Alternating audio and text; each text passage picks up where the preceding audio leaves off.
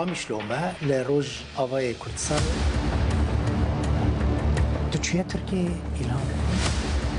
دانستاندن انت لگل رئیس عبدالله اوجلان چی بونه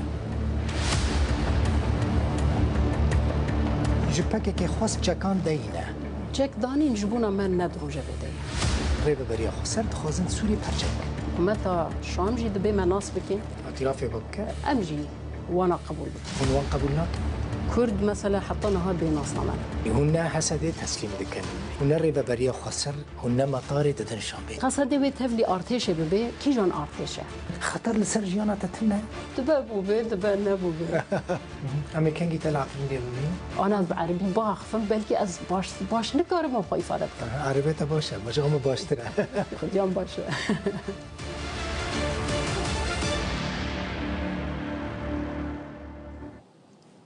تماشاوان نهجار روژا چهارشم و پنجشم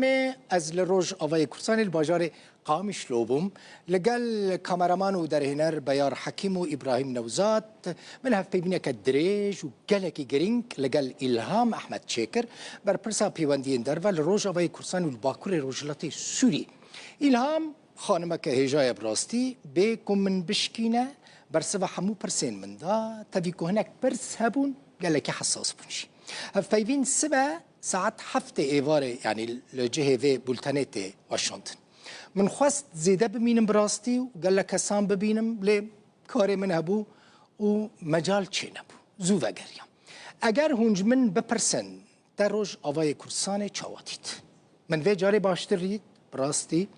خلق بهتر با آخا خواه هاتبو گریدان خلق جبو پاراستنا وی آخای جي بحر آواهي آمده بو من انرژیا که باشتید اتمسفر که سیاسی خوشی هبو براستی یعنی پر ارینی بحثا رولا سیاسی باشوری کردستان و باکوری کردستان ده تکرن و جاره کیف خوش بو لی هینجی خدمت گزاری به تایبتی ری خراب بون لهنک جهان رین دو سایت دهاتن چیکرن یعنی دنابر قامشلو دیری که دا آف کهربا کم بون هیویدکم اوجی باش ببن ویجی جوارا بیجم سپاس جبو وزارت نافخویا کردستان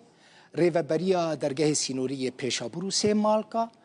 سپاس جبو ریوبریا خسر پر بمرابونه آلی کارو همو آسانکاری جمرا پیشکش کرنو مالو آفابه